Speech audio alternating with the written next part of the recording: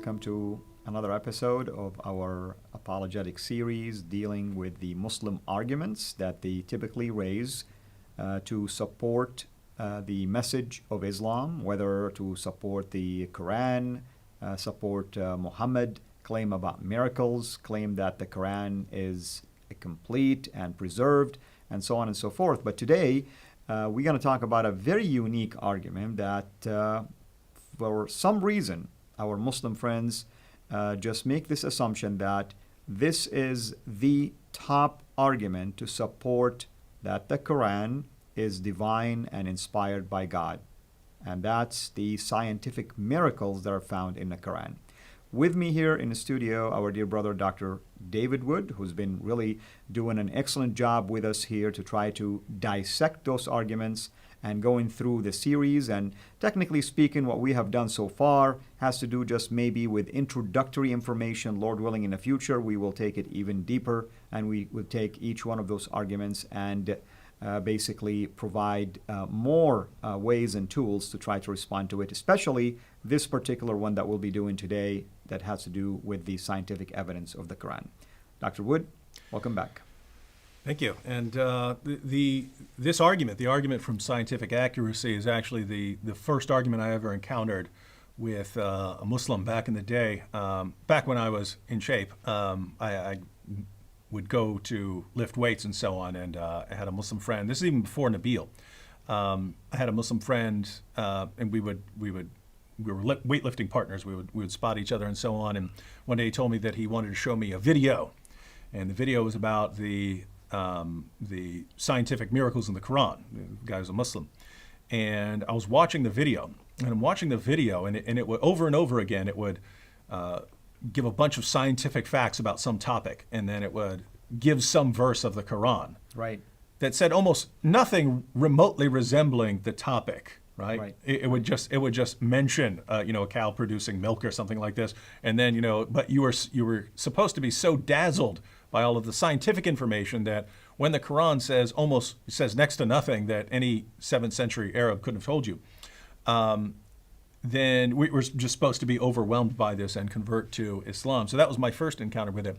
And then later, of course, my friend Nabil argued that Muhammad made all kinds of miraculous scientific claims that weren't verified until centuries later, and that the Quran also made various scientific claims and that were eventually verified. And what's amazing about this is Muslims very rarely actually read the passages that they're talking about, right? Correct. Most Muslims take things based on confidence in their leaders. So they think that their scholars and their apologists are telling them the truth. Yeah, they believe that their leaders are telling them the truth. So they've never seen the actual evidence. They've never seen these actual scientific proofs.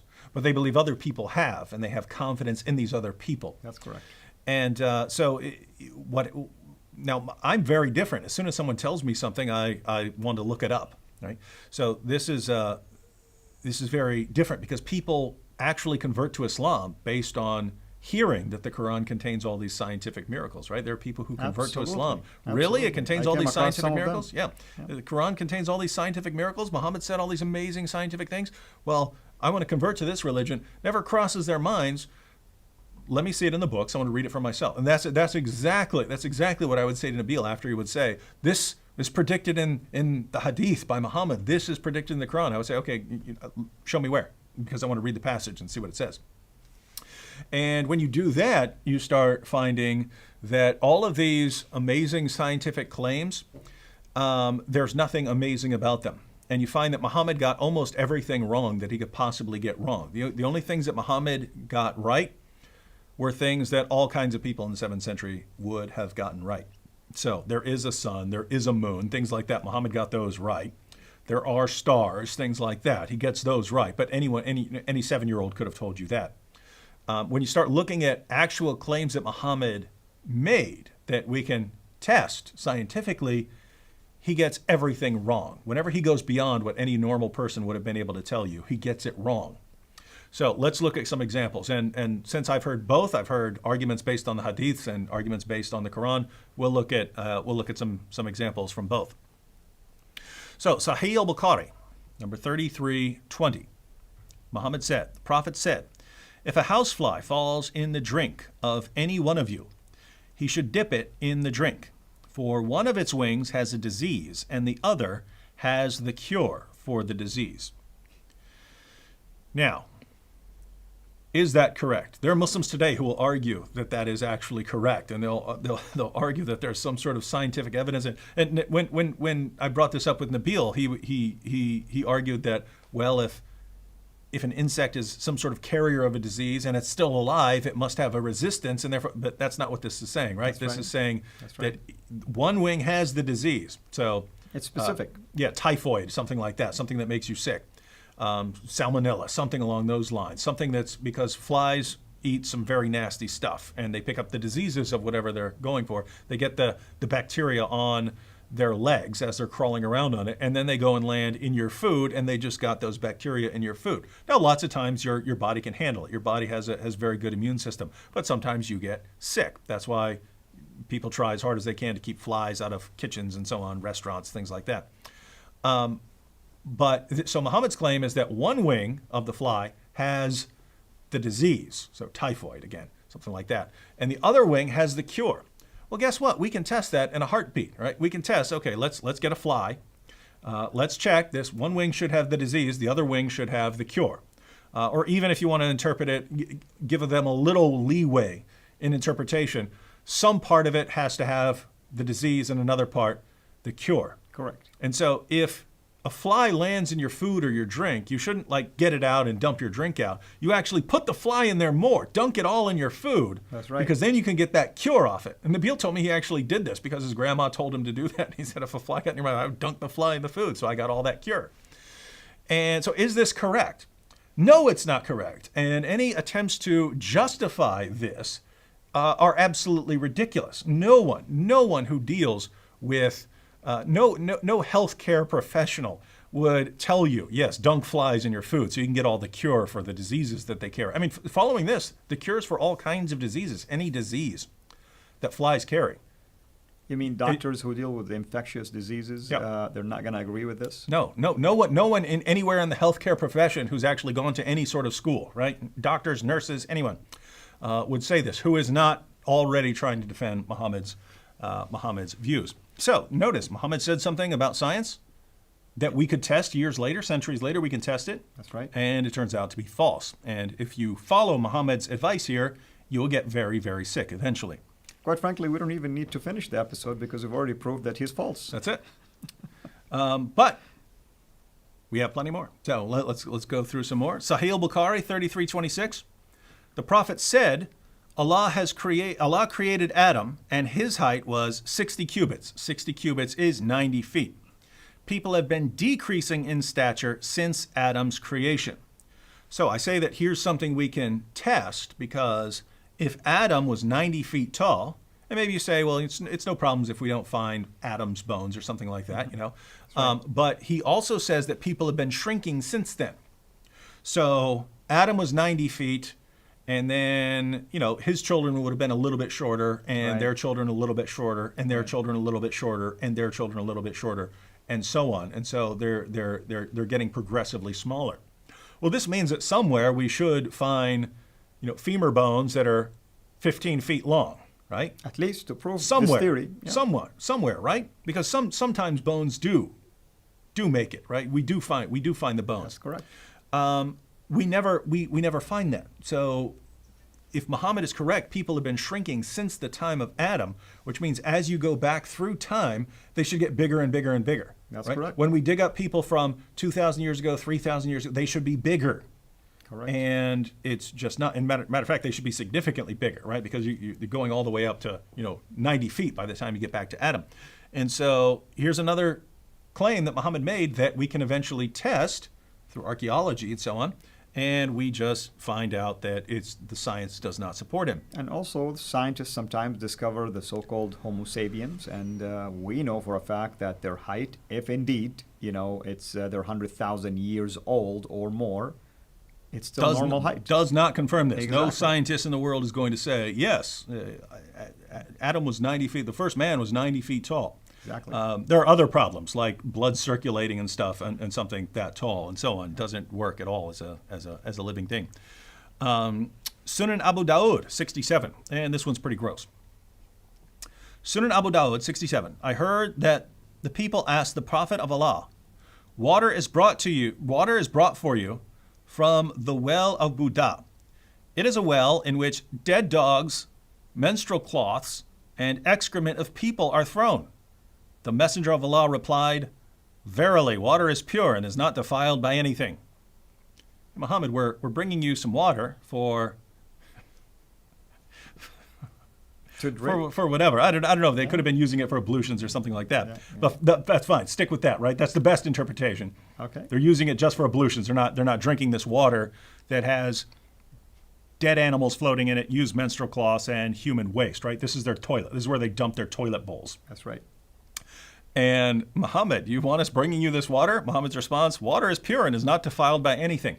Now, is any scientist on the planet going to say that nothing defiles water, that nothing makes water impure? If that's the case, then why are we spending that much money in Africa to help basically villages Yeah, purify water? they could just get the sayings of Muhammad down there and realize that Exactly. water's not made impure by anything, right?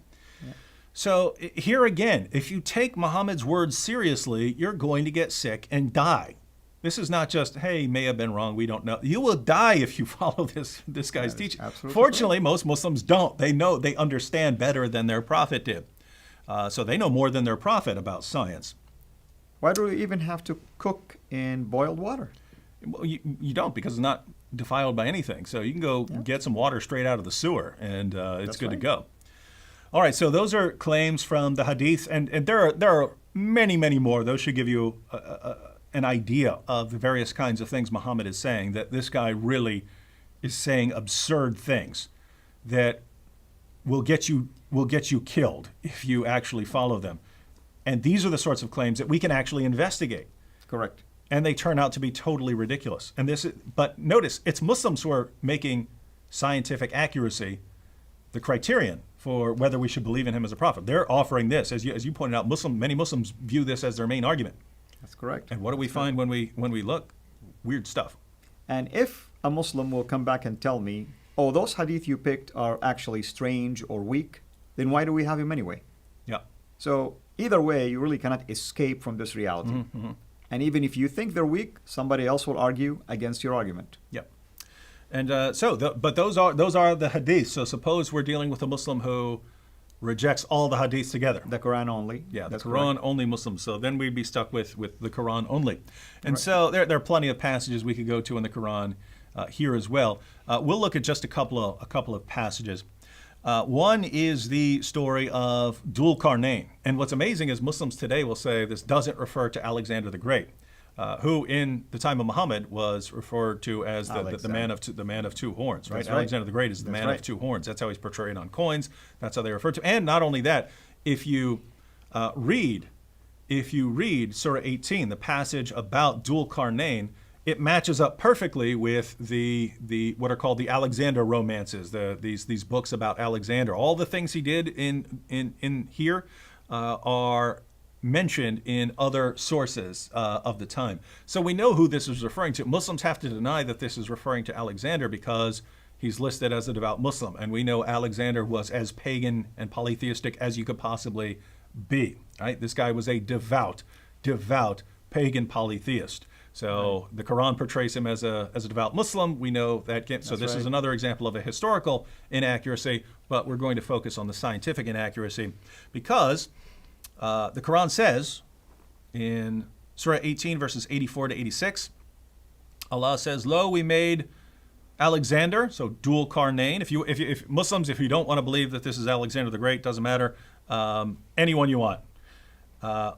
Lo, so we made Dhul Qarnayn strong in the land and gave him unto everything a road. And he followed a road till when he reached the setting place of the sun, he found it setting in a muddy spring and found a people thereabout.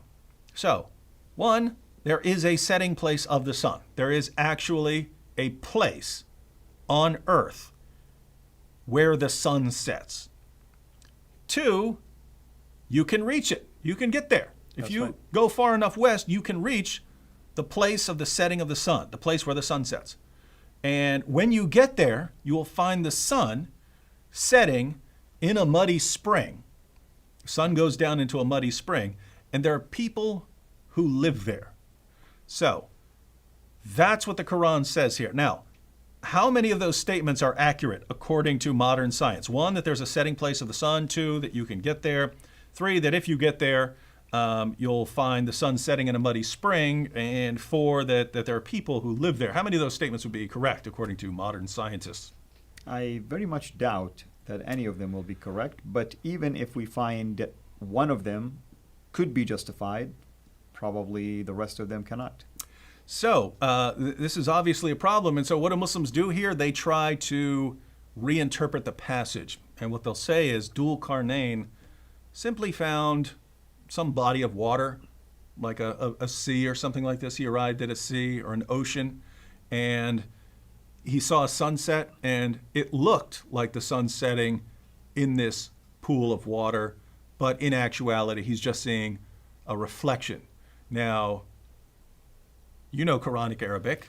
Absolutely. What is this saying? Is this saying something about it just seeming to him be that, like an optical illusion? Not at all. Not at all. In fact, you look at the commentators and they give you multiple opinions, and many of them assert and affirms that this is a muddy spring, muddy water, hot mud.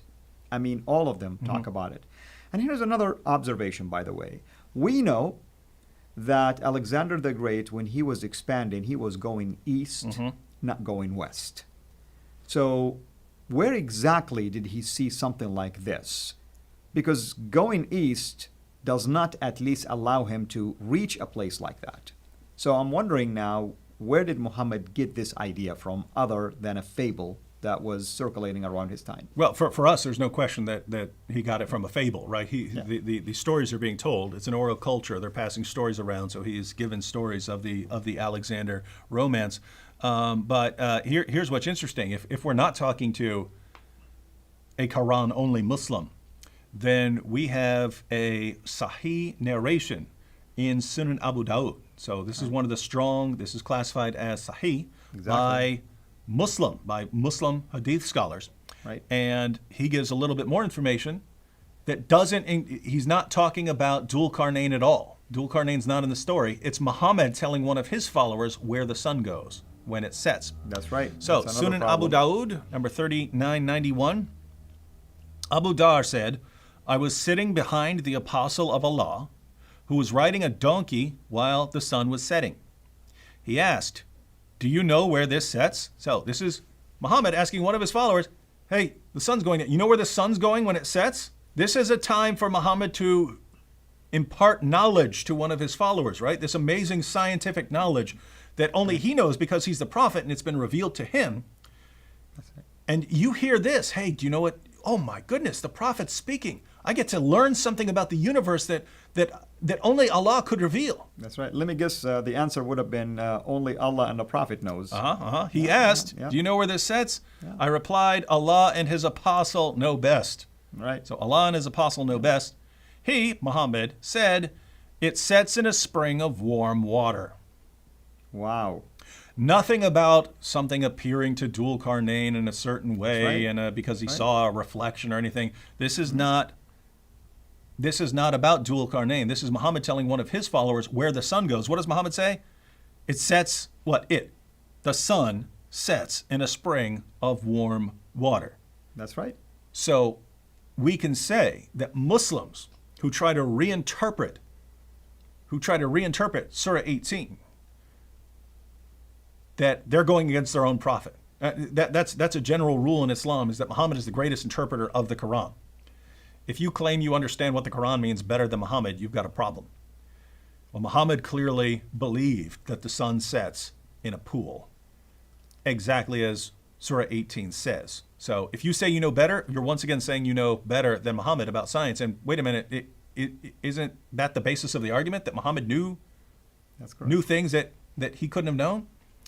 All right, so if you want to be a faithful Muslim, and you have the Quran, Allah saying one thing, and Muhammad confirming the interpretation so that you're not allowed to come up with a different interpretation, then if you want to be a faithful Muslim, you have to say Muhammad was a prophet and he said that the sun sets in a pool. So, if I go out there and travel far enough, I will find the place where the sun sets and it will be setting in a pool. And you have to say that as a Muslim. All right, let's look at two more verses very quickly. Surah 67, verse 5. Allah says, "And we have from of old adorned the lowest heaven with lamps. And we have made such lamps as missiles to drive away the evil one, and have prepared for them the penalty of the blazing fire." A similar passage in Surah 37 refers to these lamps as stars. So we know that they're referring to stars here. So we have adorned the lowest heaven with lamps, so with stars. So this is talking about the stars. "And we have made such lamps, stars, as missiles to drive away the evil ones," so the evil jinn and so on, "and have prepared for them the penalty of the blazing fire." Now, we know that this is referring to because Muhammad saw a shooting star with one of his followers and then started explaining what the shooting star is. So, according to the Quran and Muhammad, when you see a shooting star, it's because a jinn or evil spirit is sneaking into paradise to try and hear Allah's secret plans so that he can then go spread around Allah's secret plans. That's right. And so in that situation, either Allah or one of the angels takes a star and hurls it at the demon. And so when you see a shooting star, it's because Allah took a star, one of the lamps, and hurled it at a demon. Notice, we have made the lamps, the stars, missiles to drive away the evil ones. Yeah. So when you see a shooting star, it's because Allah hurled a star at a demon. Now, there are multiple errors. One, shooting stars are not stars. They're big rocks that have collided with our atmosphere. But shooting stars are not actual stars. The author of the Quran believes that shooting stars are actual stars. Right. And so if the author of the Quran is Allah, then Allah, your God, Muslims, believes that shooting stars are actual stars that have collided with the Earth's atmosphere. Trust me, if an actual star collided with the Earth's atmosphere, it'd be a lot worse than seeing a shooting star. But the other thing is that when you see that, it's because a demon tried to sneak into paradise, right? Well, guess what that means? That means paradise is right outside our atmosphere, right? Exactly. It's right there. Allah's throne is paradise. Allah making his plans with the angels. There It's goes the right seven outside. heavens idea. Yeah, it's right there, right? I mean, he had to get them right there. So multiple problems here. And again, this is the argument that's supposed to show us that Islam is true. Which scientists in the world are going to say, "Oh my goodness, you mean Muhammad? Muhammad 14 centuries ago knew that shooting stars are stars that God hurled at demons to try to keep them from sneaking into paradise and listening to his plan? Oh my goodness, it's Islam must be the truth because we have miraculous scientific confirmation." How many scientists are going to say that? I've never met one. All right, one more because we looked at Right. Muhammad's view of astronomy. And just let me just give people a quick summary of what we have discussed so far. There are problems just by reading the evidence presented to us. If you can just ask your Muslim friend just to read it for themselves, right there, you can discover problems if they're willing to reason. Yeah, I mean, notice these are obviously false claims. We can understand what these are saying, and what they're saying is obviously false. Correct. And so if Islam stands or falls with its scientific confirmation, then Islam falls because these are obviously false claims. So we'll look at one more in the realm of biology. So Allah wants to impart more knowledge and explain to us what human beings are formed from. One of the many things that the Quran says that we are formed from. But in Surah 86, verses 6 to 7, Allah says, "Man is created from a drop emitted, proceedings from between the backbone and the ribs." So the drop that we come from. The Muslim sources talk about the semen drop that we're created from, and then it unites with the female semen Right. That's according to the hadith. The female have semen too, and the two mix together, and whichever one rises to the top, that's the one that decides whether the child will be male or female, and so on. Total nonsense according to biology. But right here, just this Quran verse, the drop that's emitted. Now, what he gets right here is that the drop of semen that's emitted does have something to do with babies being born. He gets that right. But again, that's something that anyone would have been able to tell you back then. But he goes on to tell us where it forms. So he's imparting to us some scientific knowledge that we can test. Where does the semen form? Right. Right in this area between the backbone and the ribs. Yeah, it's very specific, basically. Is this area between the backbone and ribs where semen is formed according to modern scientists? Nope. So, and by the way, again, there are many more examples like this. But when you go through the Muslim sources, if you put them all together in the hadith and the commentaries and what we find in the Quran, you basically get a picture like this. You have a giant fish or whale at the bottom of everything. And then you have 7 earths stacked on top of each other like pancakes. They're all flat. They're stacked up like pancakes, except that there's a 500-year journey in between each one of them. Right. That's according to Muhammad. So you have 7 flat earths stacked on top of each other. And above that, you have the heaven, which is actually a solid object that will fall on us if Allah doesn't hold us up. And of course, inside there you have the stars, which are missiles that Allah uses to shoot the demons. And of course, you have the sun setting, in a muddy pool and so on. And you have, of course, 7 of these solid heavens, solid domes above the earth. And you go all the way up to the top, and then there are these 8 giant mountain goats and so on that are below the throne. So that's what you get if you look at the Muslim sources on astronomy. If you look at the Muslim sources on embryonic development, so the development of a baby, you get semen comes between the backbone and ribs, forms, and it joins with the female semen. And again, whichever rises to the top, that determines the sex of the child. But the semen then becomes a blood clot, and then becomes like a chewed piece of flesh or something like this. Right. And then becomes bones, and then those bones are covered with flesh and so on. And only then does Allah decide whether it's male or female. And almost everything there that goes beyond what people of the time would have known, because again, people understood, hey, they have sex and are produced. They understood from miscarriages that there are some different stages to development and so on. But everything Muhammad said that goes beyond what ordinary people would have known, he gets wrong. And then, of course, you have the area of hygiene, that it's good to dunk flies in your food, or you can take water that's been anywhere and it's still good. You can use it for your ablutions. You can drink it. You can do anything. And notice, if you actually take that seriously, if you start using that kind of water, you're going to get sick. Even if you just rub it on your hands, you're going to get sick. And what's Muhammad's solution if you get sick? Camel urine. Just drink enough camel urine and you'll feel better. How can anyone look at all of this and say, how we know that Islam is true? By all of this amazingly correct scientific information. It's amazing, especially today, in our modern days, with modern discoveries, modern science, with everything we know about healthcare, everything we know about astronomy, everything we know from satellite imagery. I mean, it just baffles me that you still find some Muslims passionate about defending all of these things, and especially when they start telling you that these are just metaphorical. Mm-hmm. Since when? Because you read the commentators who were so close to the time of Muhammad, never that they assumed these to be metaphorical in one sense or another. Mm-hmm. And if that's the claim, and Muslims have to claim something like that because there's no way around these passages, then what they're really saying is something like this.